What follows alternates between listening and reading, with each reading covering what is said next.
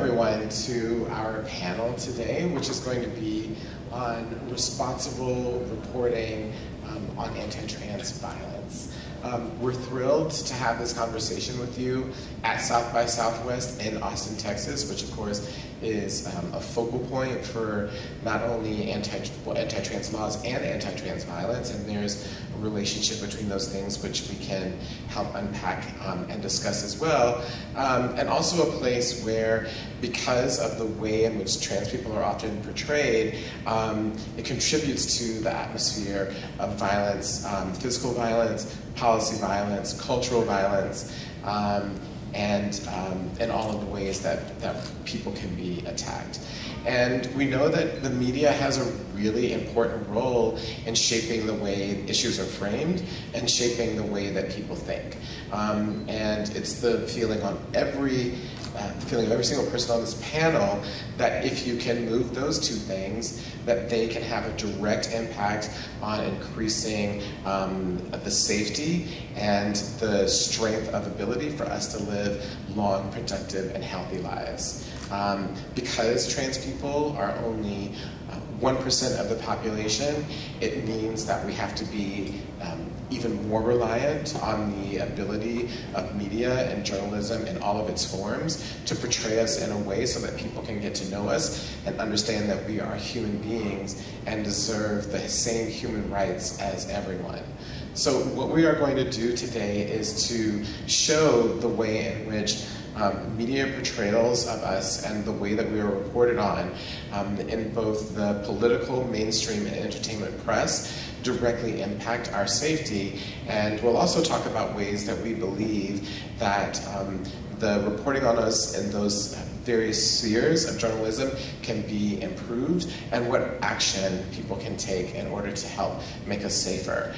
We're going to talk for about 35-40 minutes to kind of start the conversation and let you all know what we are thinking, and then move to questions from you all, which will be a really valuable and enriching part of this conversation. So we just want to thank you for joining us. I'm going to start with introductions and then we'll move to the conversation. My name is Imara Jones. I am the founder and CEO of TransLash Media, which is a journalism and nonprofit storytelling organization which uses the power of narrative in order to center the humanity of trans people. And we do so with the very direct idea that the power of storytelling and by centering our humanity is a way to decrease violence against trans people, because we believe at TransLash that the ignorance about our communities is what contributes to our lack of well-being. And we do so in a variety of ways. We do so through video, including documentaries, short documentaries, animated films. We do so through, now we have 3 podcasts. One just launched on Thursday, just yesterday, called The Mess. It's a political podcast. We do so through zines. We do so through a variety of media. And at TransLash, what we say is that we tell trans stories to save trans lives. And so it's one of the reasons why I'm thrilled as a part of my work to be in conversation with everyone here. And I'm just going to tell you who all of these amazing people are, because each of them could be a panel by themselves and in their own right. The first person to my left is Serena Jasmine. Serena is a senior digital manager at the Transgender Law Center. Serena is also a journalist, having been a correspondent at Condé Nast, as well as at Mike, which is where we first met all those years ago. Who's counting? Serena also has a TikTok, Serena Jasmine, on brand, which seeks to talk about the reality of trans people, both in terms of politics and what's happening to us, and as well as centering our humanity. Next to Serena is Eva Rain. Eva is a GLAAD and Peabody Award-winning actress, as well as journalist, having written for imprints like Vogue, Vice, as well as TransLash, and Them. Eva is also the star of Anything Anything's Possible on Amazon Prime. So for all of you Prime subscribers, you know we get Prime Video as a part of that. So it's real easy to go there and type in Anything's Possible, where you can see Eva's work. One piece of work, Eva's work, so we're thrilled to have Eva here. And then last but not least is Rebekah, who is a communications consultant at the Transgender Law Center. And also, I'm gonna get this very right. Arielle is the founder of Trans and Caffeinated. I mean, so many things you can do with that brand, right? So the trans flag and on a coffee mug, there are all these ideas I'm getting. Founder of Trans, it's not my job, but I'm coming up with branding ideas. Founder of Trans and Caffeinated Consulting, which offers communications and advocacy support to progressive organizations and anyone who wishes to inject those perspectives in their work. Please welcome our panelists today.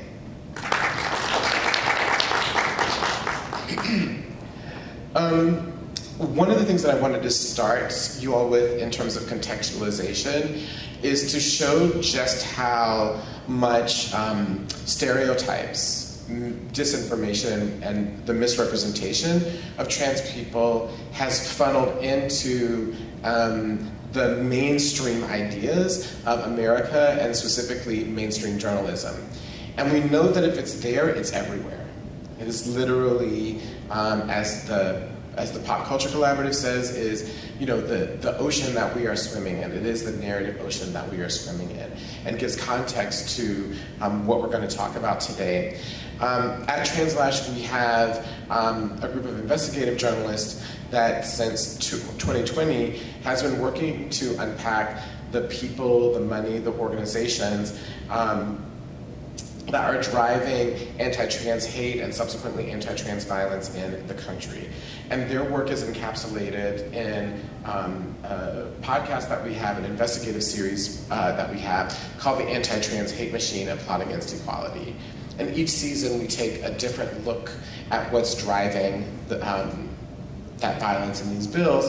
And most recently, we had an entire season that was devoted to the media and to the media landscape.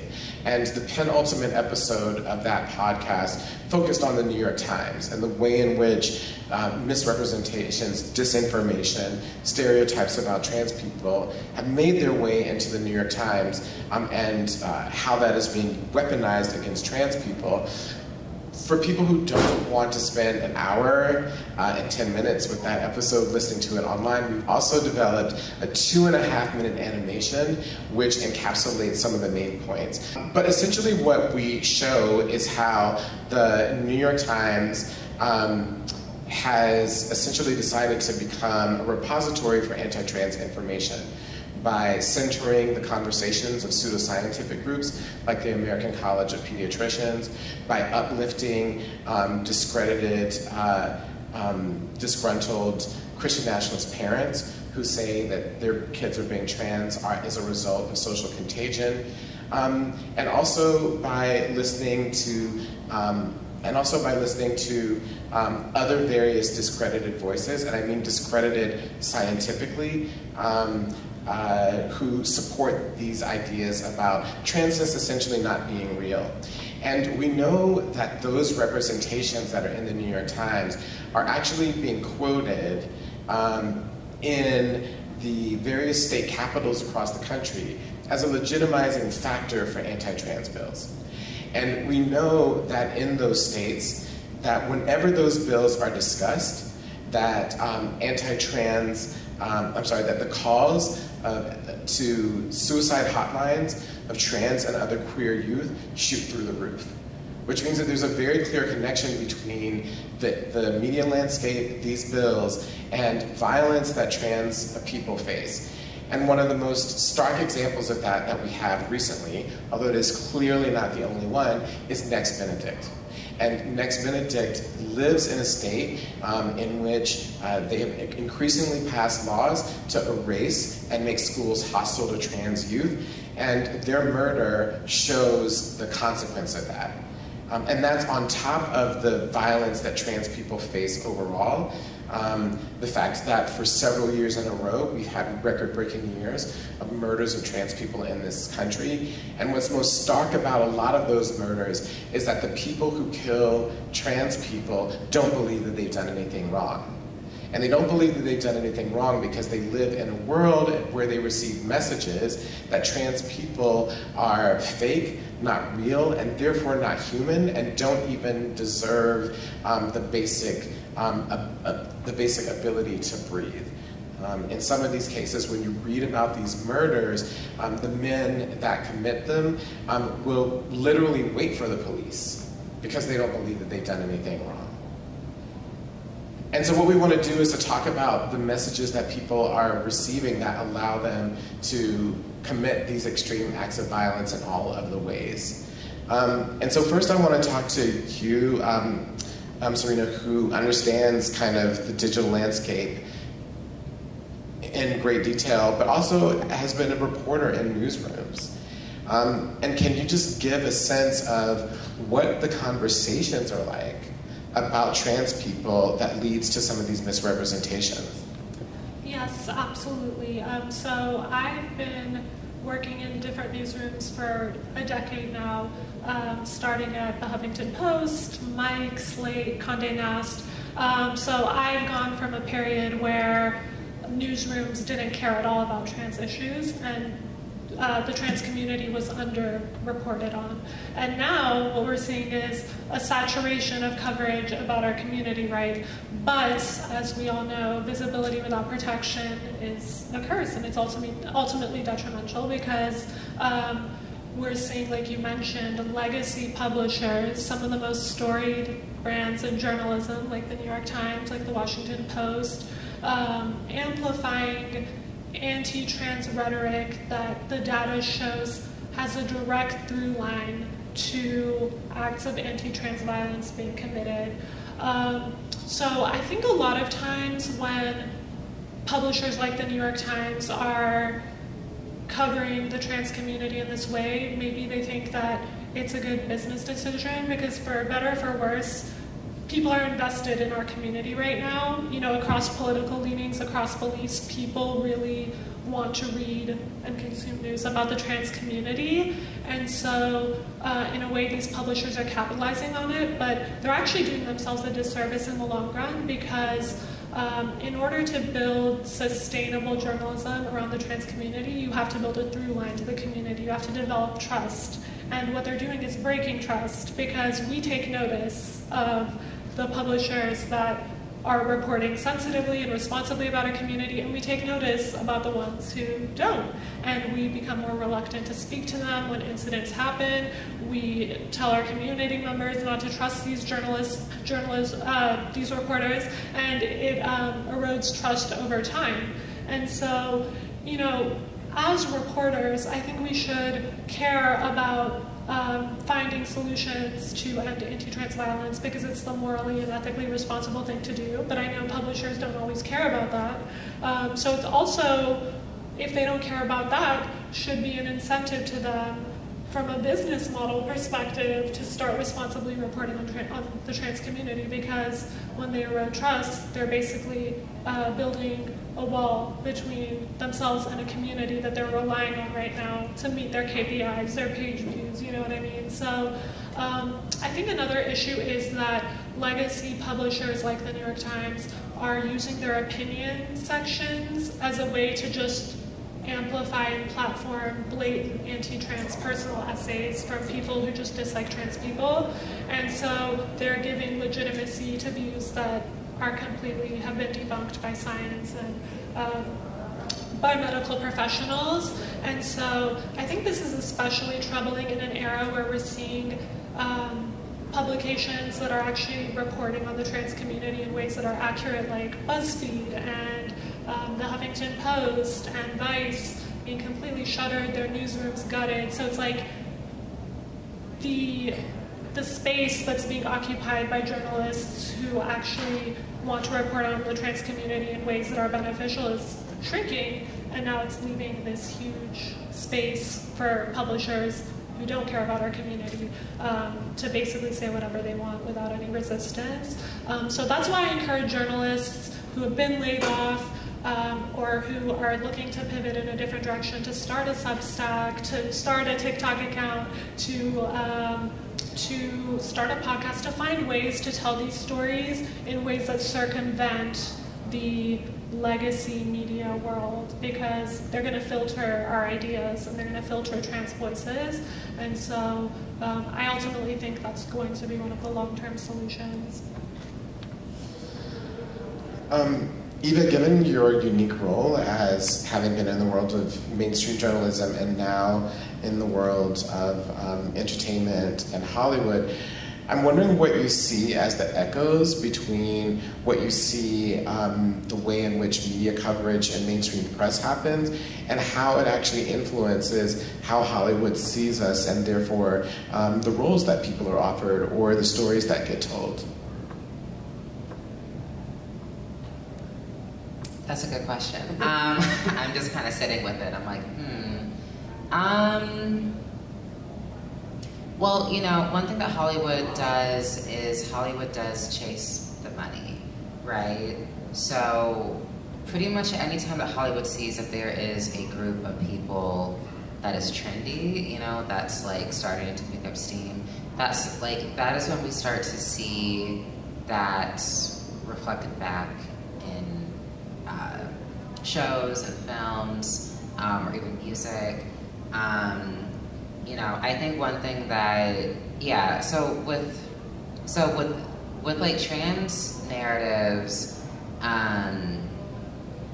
oddly enough, Hollywood was kind of one of the, Hollywood was one of the arenas that we started to see more positive representation, while that wasn't always the case. You know, like, I mean, if you look back at like what was happening, pretty much anything like pre-2012 was pretty negative when it comes to trans rep, right?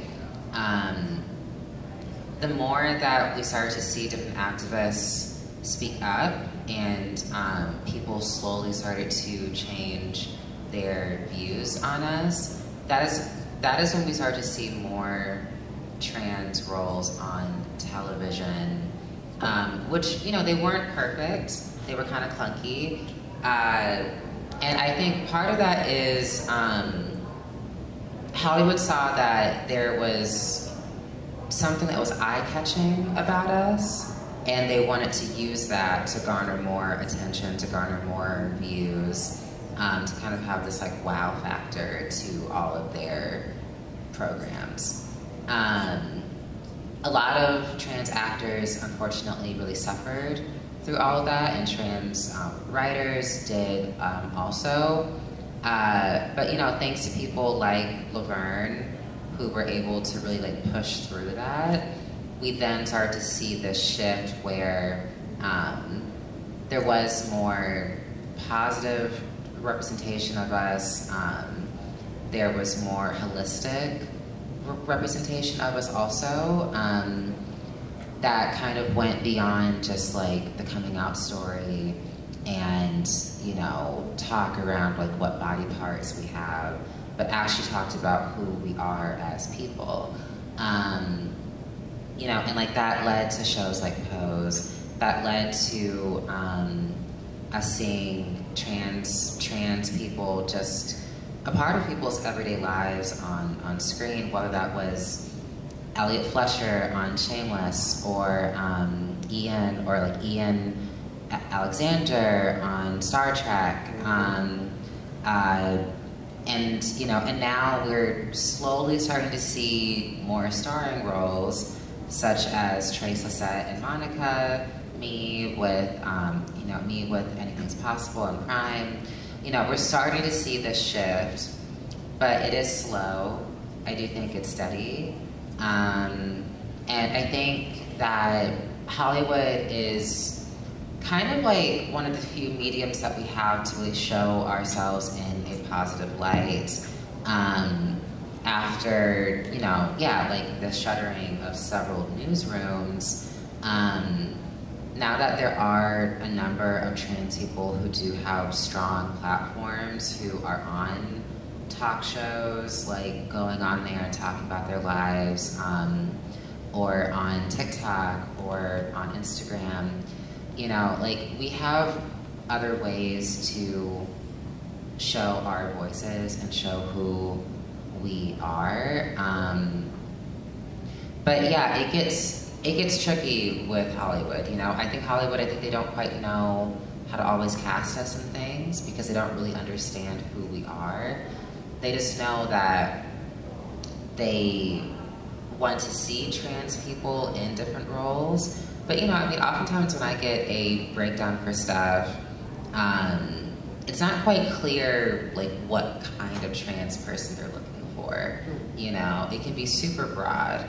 You know, even from like the age to like the look. Whereas with any other casting that isn't trans specified, you know, I mean, it'll say like they want like, you know, like a white guy with blonde hair who's like really buff or whatever. But then when it comes to trans people, it can just be as broad as like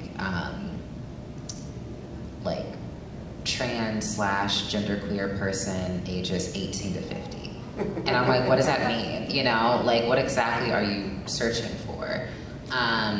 So I think, yeah, I think there's a lot of ways in which people are slowly becoming educated on us, even with like the negative stories that we've seen from, you know, like from the early aughts. There's lots of people who actually saw something positive in that, and it did shift how they viewed us. It made them think twice about how they interact with trans people. So every little thing does count. But I think the biggest thing that we can always do is to really make sure that we're telling our stories accurately and make sure that the people who call themselves our allies, that they are also holding themselves to a higher standard on you know, how they show, you know, like how they show up for us. Yeah. I think one of the questions, I mean, it's interesting because you're saying that the roles are trickling in and they're slightly getting better, but then you can have a situation where, you know, someone like Dave Chappelle is suddenly platformed, and then, you know, with anti-trans rhetoric, they, you know, have the biggest streams of that year on Netflix. And so it's the way in which, like, even though there are these trickle of roles, you're still, you know, contesting the images of trans people that still can garner huge audiences, right? Absolutely. Yeah, because I mean, transness is such a, it can be such a spectacle to different people, you know? And I think that is where a lot of the draw comes from, especially when it comes to trans women.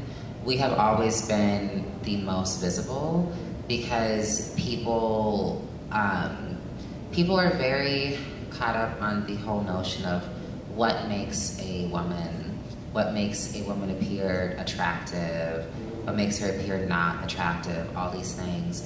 And so, you know, even when we turn on like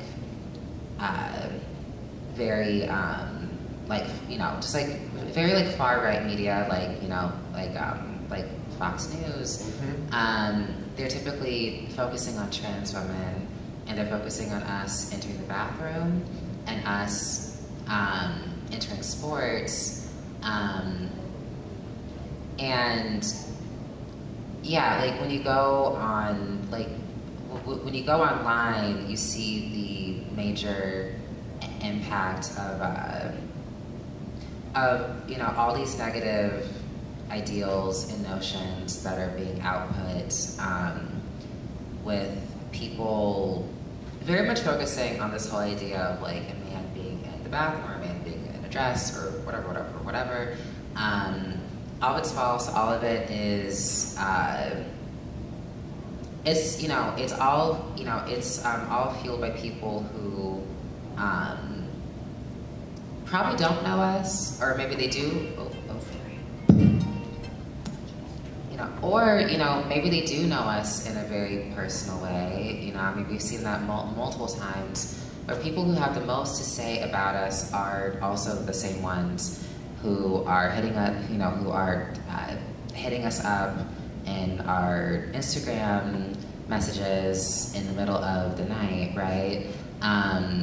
You know, or they're on Tinder or whatever dating app, you know, and they also are turning around and trying to save face by being so adamantly anti-trans. And it is this big question of, like, you know, why are you so concerned with us? Why is there such a big spectacle of us in journalism? Because that like gets clicks, right? That gets lots of clicks, that gets lots of traffic. You know, I think there's, I don't have a through line where I'm going with all of this. But I think when it comes to the spectacle, that sadly is what has garnered more roles for us in Hollywood. You know, that is also what has generated more storylines for us. And that also gives us so much more to push back against, you know, and I think that's why, you know, the fact that we all make our own media, that we all are showing our faces and being proud of who we are, that is such a powerful thing. Yeah. Because in this world with so much propaganda around our very being, it can be very easy for trans, you know, for trans folks to feel that we can't even walk outside our front door because we think that people are going to put this camera up to our face. You know, we've seen this on social media, we see it in the news, and yeah, I think like the more that we just keep generating and the more that we keep showing up for ourselves first and foremost, the more we will see a positive change, and hopefully people like Dave Chappelle and all those other people who probably do have a fetish for us, if we're being totally honest. You know, the more we can get them to shut up and mind their own damn business. So yeah. Yeah, I think as Trace was said, this famous TikTok framed Dave Chappelle, it's giving client. Yeah. So it's giving client, Dave Chappelle's rants. Arielle, Rebekah, I want you to help take us to two places where you know a lot about. I think the first is the way that anti-trans violence is reported in local newsrooms. Woo. And specifically in relationship to the murders of trans people, specifically Black trans women. So take us into the things that they're getting wrong and how those portrayals are harmful and what's wrong. Yeah, no, thanks for that question.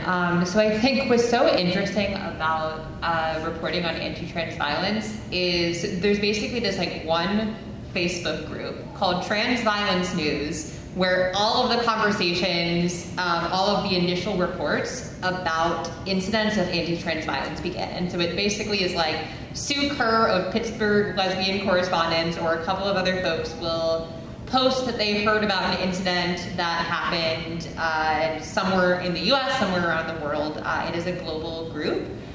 And basically all of the conversations of anti-trans violence start in that group. Often what we will see is the way that folks in that group pick up on incidents of anti-trans violence in local media is by having some like really awful Google alert set. So like man in a dress, presenting as female, like all these things, that all these little buzzwords that we see in local newsrooms where we know that these are buzzwords indicating that generally transgender women or trans people more broadly are being misgendered. These are the buzzwords that folks in that group use to monitor local incidents of anti-trans violence, which is really freaking telling that that is how we pick up on these local incidents. And so to answer your question, you know, often there are all of these indicators that local newsrooms either intentionally ignore that indicate someone, a victim of violence, was trans, or just lack the expertise, understanding, or desire to pick up on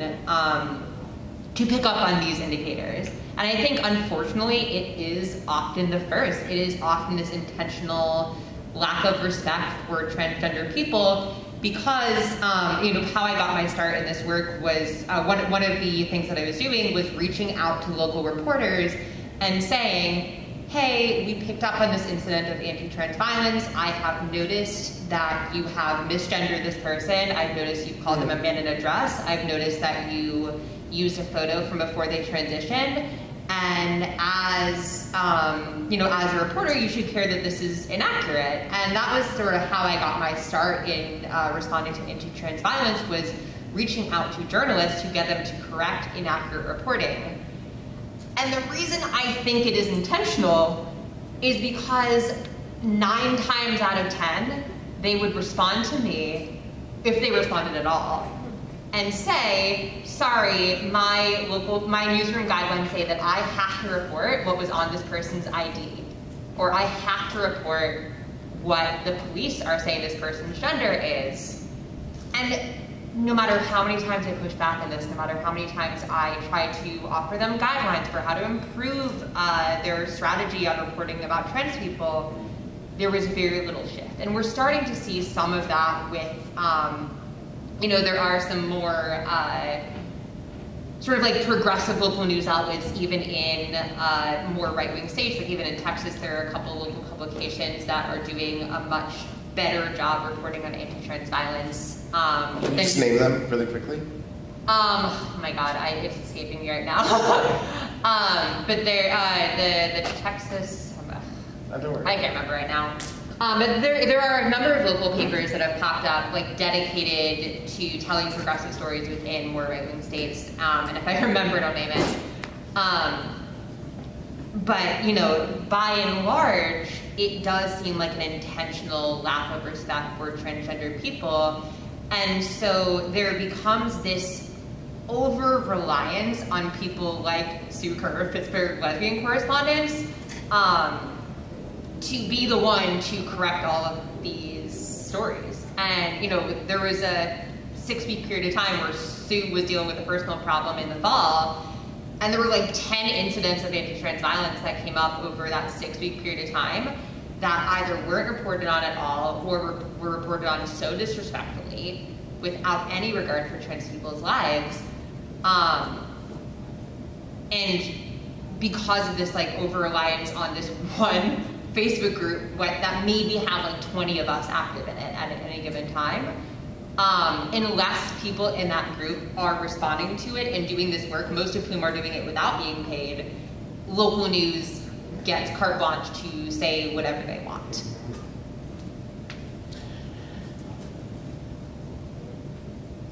Yeah, I mean, I think that one of the things that is interesting, sadly, about local news reporting is not only do they do everything that you said, misgendering, using the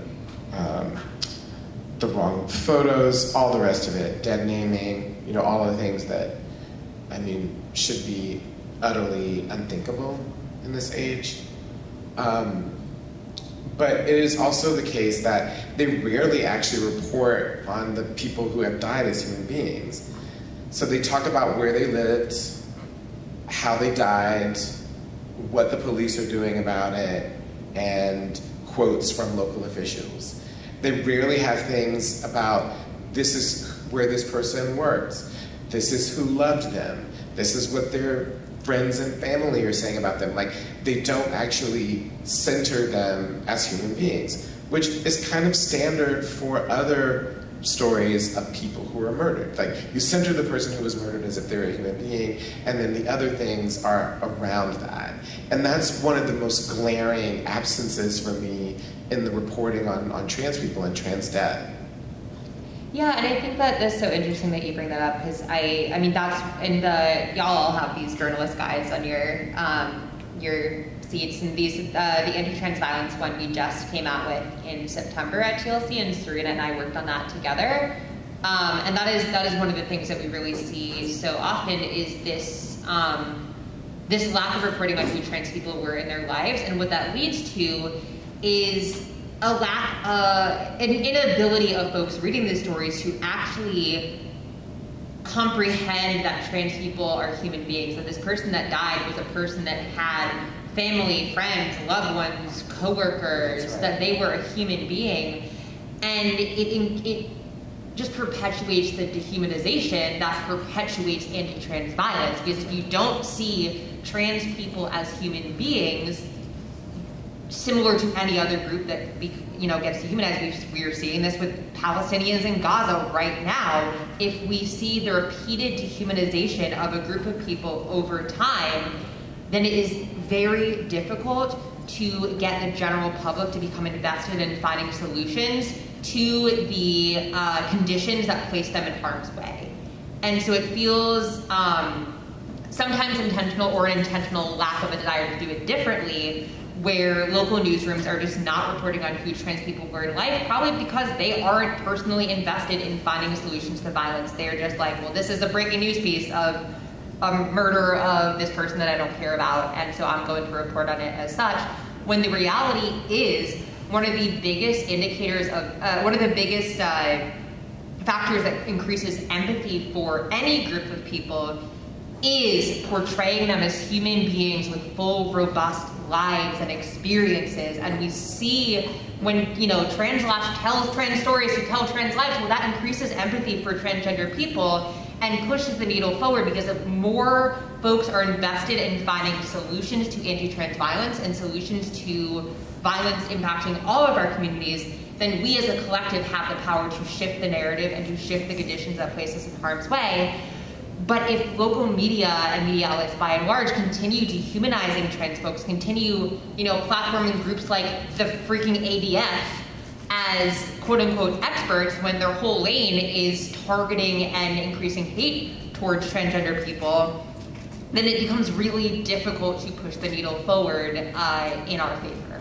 Yeah, it reminded me of, there was a gruesome murder, I think it was 3 years ago, of Dominique Remy Fells, a black trans woman in Philadelphia, whose murder was among the most extreme that I've ever heard of. And if you read the details, I'm not going to recount them, but they are almost in the realm of Dahmer, right? Like, it's wild what happened to her in every single way. And I spoke to her mother about it, and her mother was never included in any of the articles that was written about her before she died, right? And she was like, the world never knew that my daughter had a job, that she had a mom that loved her, that she had a family that supported her. The world never knew that about her. And the second thing I asked her was, on this issue of humanity, I said, if you could be in a room alone with the person who murdered her, what would you say to him? And she said, the thing that I would say to him is that my daughter was loved, right? That she was a person. And that was so poignant to me. And that shows you what's absent in everything that you're saying. What do you think are some of the solutions, before we kind of move the questions, what do you think are some of the solutions? Because you've also done a lot of thinking in terms of the guide that you all have worked on. Solutions in terms of reporting, solutions. Yeah. So how do you, what are the things you think that journalists can do to improve? Yeah, I mean, I think the number one thing is always talking to trans people, always talking to family members of trans people, the sort of soundbite framing of nothing about us without us Every story about trans lives, whether that is about anti-trans violence, anti-trans legislation, should always include trans voices, and should always include the voices of those most impacted. And so we know that poor and low income families of trans youth are more impacted by anti-trans legislation because the ability to relocate out of state is significantly lower. We know that Black and disabled trans youth face increased barriers to accessing healthcare, and so really thinking through not just about including trans people in general in reporting, but thinking through, okay, the issue that I'm reporting on is such and such thing. So, if it's healthcare, okay, I know that ableism in healthcare, especially in the era of the COVID pandemic, prevents disabled and immunocompromised people in general from accessing healthcare because masks are not mandated in healthcare anymore. How do I bring that angle into reporting on gender-affirming healthcare, knowing that disabled and immunocompromised trans youth can no longer access healthcare for now multiple reasons, because of ableism in healthcare and because of transphobia in healthcare. It is asking those questions of what is the story I'm telling, who are those most impacted even within the trans community, and how do I access those spokespeople. And I think one of the recommendations that I would give is that Transgender Law Center, one of the things that we do is connect journalists with spokespeople who can speak on certain issues. And one of the series that we are launching in 2024 and 2025 is a series of webinars aimed at increasing familiarity with spokespeople around certain specific issue areas, being anti-trans violence, medical bans, athletics, disability justice, and reproductive justice, and Christian nationalism, to name 6. And so, increasing familiarity with spokespeople who can speak on issues, and if you aren't able to connect directly with a spokesperson or don't know someone offhand, connecting with an organization like Transgender Law Center or your local Equality Federation representative organization or local ACLU to connect with spokespeople who can add the personal angle to the story you're telling, because, as we've been talking about, that personal connection, that humanization, is what will push the needle for your readers in favor of solutions towards violence, with regards to violence towards trans people, not just like fatal anti-trans violence, but anti-trans legislation, but harassment, but what happened to Next Benedict, right? Like, these are the stories that we need to tell, including trans people, to increase the empathy necessary to end violence towards our communities. Mm-hmm. I would also add that, in addition to the TLC resources, that there are lots of other resources with regards to style guides for how people can write about these. So the Trans Journalists Association has a style guide. Actually, the National LGBTQ Journalist also has a style guide. I know that at the New York Times, a lot of the journalists there were actually pushing for various parts of those to be incorporated into the way that that paper covers trans people. So the point here is that the things that journalists need to do are not a mystery, right? This is not like, trying to figure out how to land on the polar axis of the moon, which is really hard. I don't know if you've seen the two things, but they both ended up upside down. So it's a really hard thing to do. But this is not that hard. You actually have tons of resources to be able to tell you how to cover these things accurately. And so the point here is to urge people to actually use the things that are out there. This is not rocket science, and this is something that all of us have done in our jobs, all of us do routinely. It's something that's kind of not that hard.